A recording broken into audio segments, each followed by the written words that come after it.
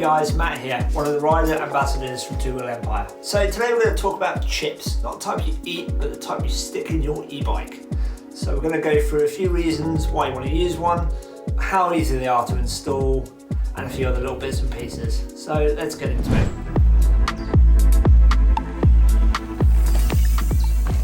So installing one of these chips on your e-bike, how hard is it? It's not that bad, to be honest. Most motors are held in with about 6 bolts, and then these guys literally plug and play. It's literally that simple.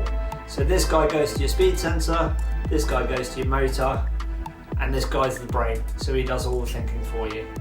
So pop this guy in, chuck the motor back in, and out you go to the trails. It's literally as easy as that. A lot of these chips now come with an app, so you can actually kind of fine tune your motor to how much assistance you either want to have or maybe not have. So that's kind of handy. You can also go up and down with the level of assistance and how much torque your motor is delivering to you.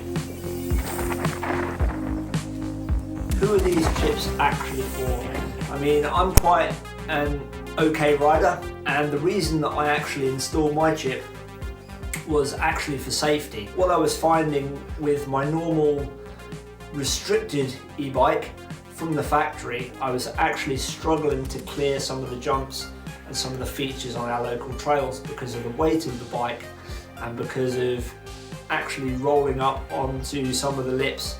You were hitting the cutout point of the motor, which in the UK is 15 miles an hour, and that was just not fast enough to clear some of the features, and you come up short, which I thought was quite dangerous. So I thought, right, chip my bike, because I want that little bit of peace of mind knowing that I'm going to hit a jump and be able to clear it and not have to worry as I'm coming up to a big double. So that was my own personal reason for doing it. So with that being said, does it affect your battery? Yes and no. You're going to go faster, which is going to turn out you're going to burn battery. It's as simple as that. With that, you're going to gain extra momentum and extra speed, so it kind of balances out. I'll usually ride for about 20 to 30 miles on an average ride. I've not really noticed a massive decrease in battery life. I'll use a mix of turbo, trail and the eco when I'm out riding. So to be honest, I've not really had too much of an impact. I've never actually gone through the entire battery and gone, oh, it's because of the chip. So this is a real, I don't even worry about it. I know that it's going to go there, do a job, get me over those jumps, and I'm still going to have plenty of battery to get home. So I've got a full fat and a lightweight e-bike. I run chips in both of them. They're both amazing and they've never let me down.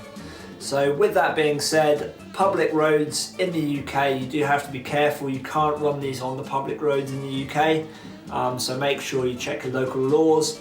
Also, you have to ride them on private land and obey all the rules. So that's quite important. So my experience with these kind of chips has been positive. I can't really say anything otherwise. They've just enhanced my riding and just allow you to get the most out of your e-bike. It's like you want to get every ounce of power out of that motor, so why would you not use a chip in your bike? So these chips come from Two Wheel Empire. They're an amazing company to deal with. I think I'm on number 6 or 7 with chips from these guys now. I've had loads of different e-bikes. Every single one of them has been chipped, and I can't really fault them. Their customer service is amazing. You can check them out at twowheelempire.com. You can check them out on Facebook and Instagram. Customer service is amazing, and any questions you've got, they'll be able to answer. So look forward to seeing you guys out there, and catch you later. Cheers.